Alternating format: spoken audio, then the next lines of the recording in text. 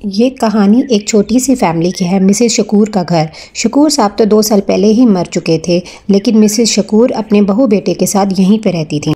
इस फैमिली में Mrs Shakoor, mummy और पापा रहते थे। और हाँ, उनका बेटा टिंकू, जिसके बारे में तो मैंने बताना ही भूल गई, वो भी अपने आप में एक पूरा हीरो है, टिकटॉक का हीरो। लेकिन ये कोई फैमिली हैप्पी फैमिली नहीं थी। ऐसा मैं क्यों कह रही हूँ, इसकी वजह क्या है आप खुद देख लें। दादी अम्मा असल में पुराने ख्यालात की मालिक थीं, जबकि उनकी बहू और टिंकू आजकल के मॉडर्न ख्यालात रखते थे।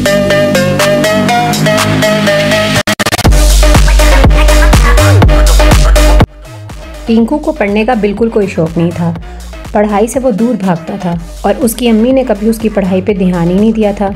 ये तमाम चीज़ें मिसेस शकूर के लिए बिल्कुल नहीं थी। वो जब भी टिंकू को ऐसा करते देखती तो उसे मना करती। ये बात टिंकू को पसंद नहीं थी।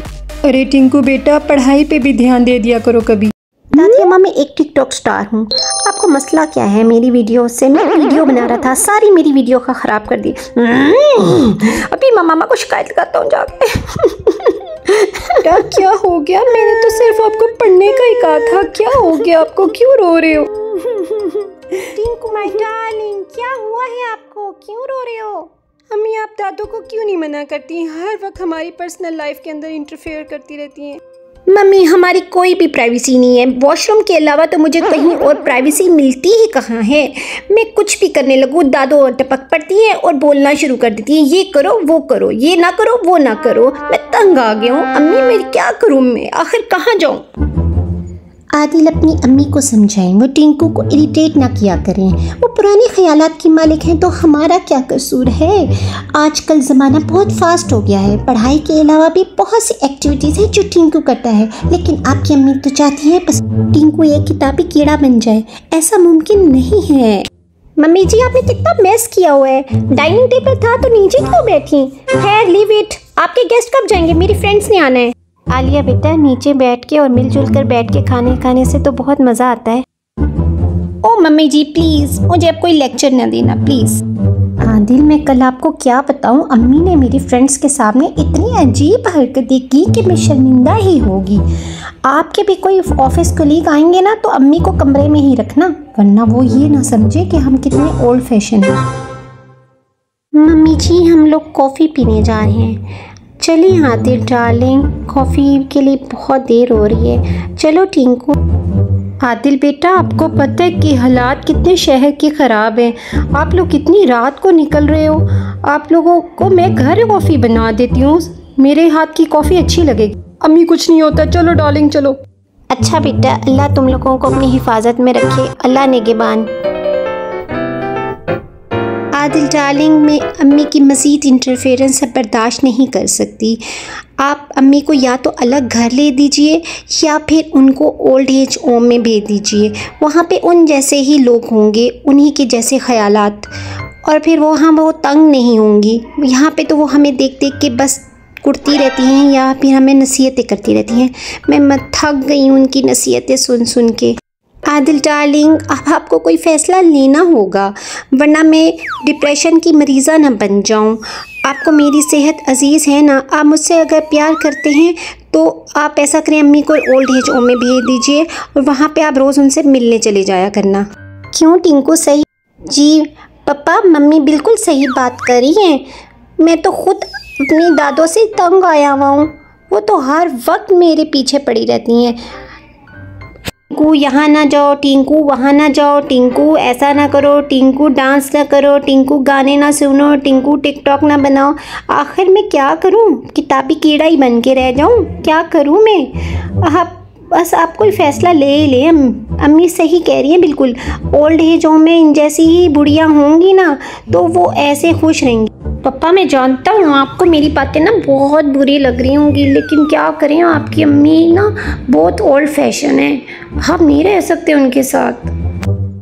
अम्मी, आपको कल ओल्ड एज होम जाना पड़ेगा। क्यों बेटा?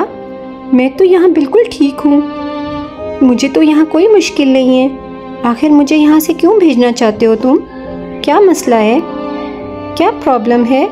प्रॉब्लम आपको हमसे नहीं, हमें आपसे है। टिंकू भी तंग है, आलिया भी तंग है। वो आपके साथ नहीं रह सकती और मेरी जेब इतनी इजाज़त नहीं देती कि मैं आपको अलग घर में रख सकूं। इसलिए मैं आपको ओल्ड एज होम भेज रहा हूं। मुझे बुरा तो लग रहा है लेकिन मेरे पास और कोई हल नहीं। बेटा, तुम मेरे बगैर रह लोगे?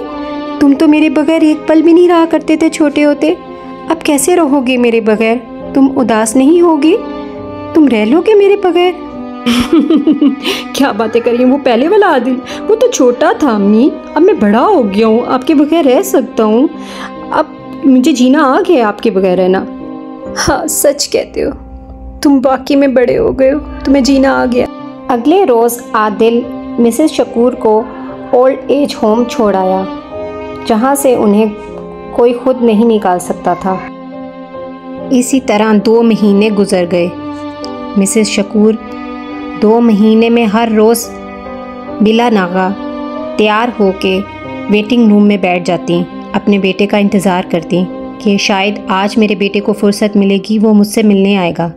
लेकिन आखिर में वो यही कह के उठ जाती कि बेटे के पास टाइम नहीं होगा, उसे फुर्सत नहीं मिली होगी, लेकिन मेरा बेटा मुझसे बहुत प्यार करता है, वो ज़रूर आएगा। दूसरी जानिब यहाँ पे तबाही और बर्बादी ही का सिलसिला शुरू हो चुका था। ना टिंकू को कोई कहने वाला था कि पढ़ लो, ना ही उनकी बहू को किटी पार्टियों से कोई मना करने वाला था। ना तो उसका यूनिफॉर्म इस्त्री होता और ना ही उसने होमवर्क किया होता।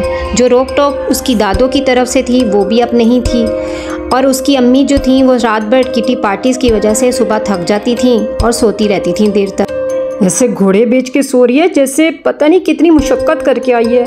पता नहीं, ये नहीं पता कि खामन को नाश्ता ही दे दूँ। आखिर कब तक ऐसा चलेगा? आज इन लोगों से बात करनी पड़ेगी। टिंकू और इसकी माँ दोनों से बात करूँगा। आखिर तुम माँ बेटा चाहते क्या हो? आदिल डार्लिंग, आप मुझे कह रहे हैं? आपने तो कभी ऊंची आवाज़ में मेरे से बात भी नहीं की, आप मुझे कह रहे हैं? मेरा क्या कसूर है? ये बेटा सिर्फ मेरा नहीं है, आपका भी है। मेरी जिम्मेदारी नहीं है सिर्फ इसको संभालना। सारा दिन मैं ही इसको संभालती रहती हूँ, आप भी कुछ संभाला करें। आप अपने बेटे से पूछें इसने क्या करना है, इसका क्या प्लान है। अब मुझे बताओ टिंकू, तुम्हारा मसला क्या है? तुम्हारे स्कूल वालों ने तुम्हें निकाल दिया, तुम जानते हो। आखिर तुम क्या बनोगी, क्या करोगे फ्यूचर? तुम्हारा क्या फ्यूचर प्लान है? बाबा टेक इट इजी, चिल करें बाबा। मैंने अपने बारे में सारा सोचा हुआ है, मैंने क्या करना है। बस 18 साल होने की देर है, मैं शादी कर लूँगा और एक प्यारी सी खूबसूरत सी बहू लेके आऊँगा इस घर में। और हाँ, मैं एक टिकटॉक स्टार हूँ, इसलिए मुझे कोई फाइनेंशियली तो प्रॉब्लम होगी नहीं। ये जो है घर तो ये मेरा ही है। आप दोनों को मैं भेजूँगा ओल्ड एज होम और यहाँ पे अपनी वाइफ के साथ एक हैप्पी लाइफ गुजारूँगा। तो बस मुझे कोई भी टेंशन नहीं है, आप भी टेंशन ना लें। आलिया ने जब से टिंकू की बातें सुनी तो वो 2 दिन तक रोती रही। 2 दिन तक उसने अपने आप को कमरे में बंद कर लिया, कोई किटी पार्टी नहीं की। उसे एहसास हो गया था कि मकाफाते अमल है, जैसा आज खुद करेगी वैसा उसे कल भुगतना पड़ेगा। उसे इस चीज़ का भी एहसास हो गया था कि बड़ों की रोक टोक बच्चों के लिए अच्छी ही होती है।